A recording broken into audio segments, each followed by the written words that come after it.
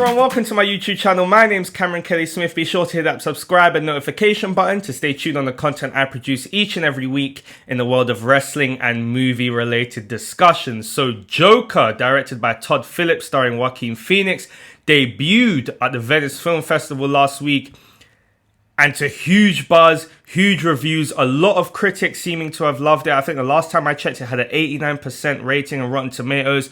Critics talking about how Joaquin Phoenix could be tipped for an Oscar, how the movie itself could be tipped for an Oscar. So a lot of big talk about this movie, which we wasn't sure how was going to turn out. There was a lot riding on it, and now we're hearing a lot of positive reviews. But when I started to look at the reviews, there was one particular review by Matt Hughes from Forbes, and in his review at the beginning, he said something which I thought was a really interesting point that he made, and I'm going to quote him now.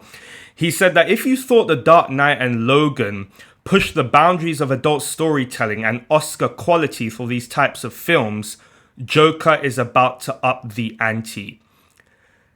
This to me was a really interesting quote, and this really stuck out to me. And the reason why is because, for anyone who knows me, The Dark Knight and Logan to me are in my top comic book movies in terms of my favorite. I would put them in top 5. And a big reason why is because, or at least a factor as to why I enjoyed them so much, is because they did push the ante. They somewhat changed the landscape of comic book movies, and once again showing how, this genre is not just a one-note genre. You don't just have to make a certain type of comic book movie, that the boundaries can be pushed, that you can make different types of movies, that they can really take a different tone and really appeal to not only just a wider audience, but that they can be movies that are recognized as not just great comic book movies, but great movies full stop. And for Matt Hughes to be referencing Joker and comparing him along to those other two movies, I think that's a big talking point.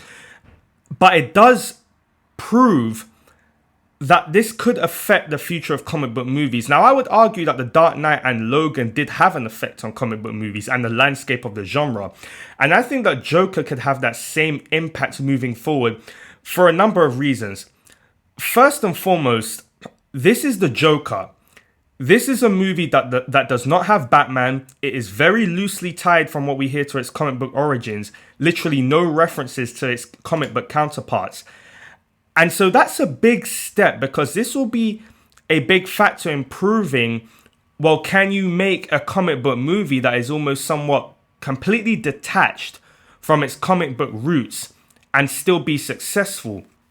And I think that's going to be telling, because if that is the case, what it then does is that it opens the floodgates, especially for DC, who are trying this first, but also to Marvel and also to Sony, although Sony is kind of doing their own thing as well with, for example, Venom and Morbius that soon to be released.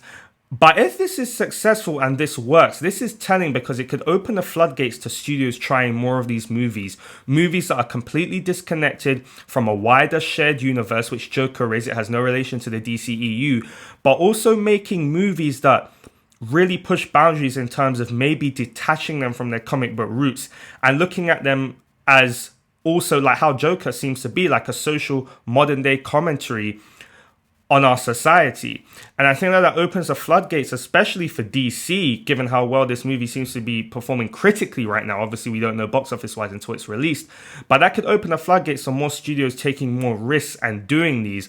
But that has its pros and cons. I think that it has more pros than cons, but then some I know will argue, like how they have been with Joker, in saying, well, it's completely detached from its comic book roots. There's no mention of Batman. We don't want, a solo Joker movie. And they said the same with Venom.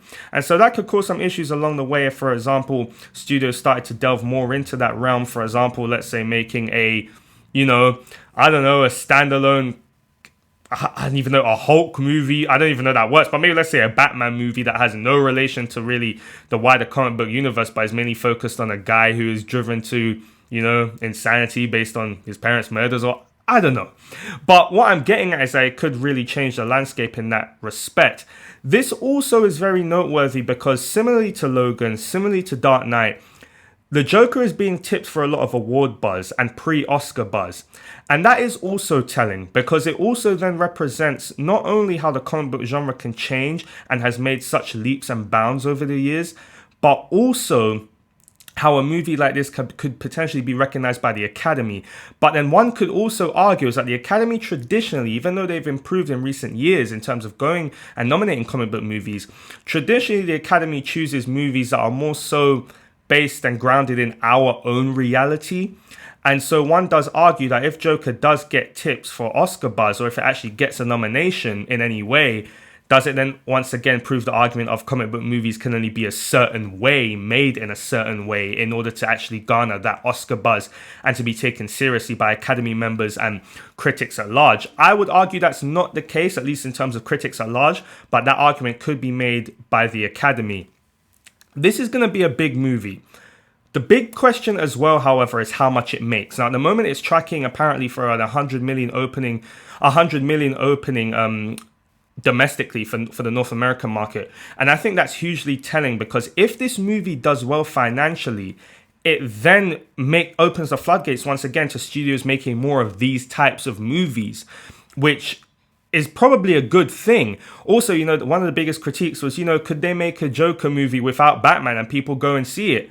Well, let's see. If it's tracking for 100 million, that does say something. And I hope that people really do turn out for this movie. But I do think that this movie, once again, similarly to Logan, similarly to The Dark Knight, and similarly to, for me, in my opinion, to like Infinity War, a movie that will change the genre and change the landscape and once again push the boundaries in terms of studios and filmmakers making comic book movies in different ways, different genres, pushing the boundaries and just opening up the public's eye as well as studios' eyes once again, to knowing that you can really make these movies different and you can push the boundaries like you never had before. And I think that overall, that is a great thing. And I think a big question is as well, is that if that does happen, where similarly to movies like Joker, you can start to take these comic book movies in different directions, the big question of superhero fatigue in terms of the movies, well, that's very unlikely if you can actually continue to reinvent the genre and try and find new ways to make these movies. And I think that's just a great thing overall. But anyway, I'm really looking forward to Joker.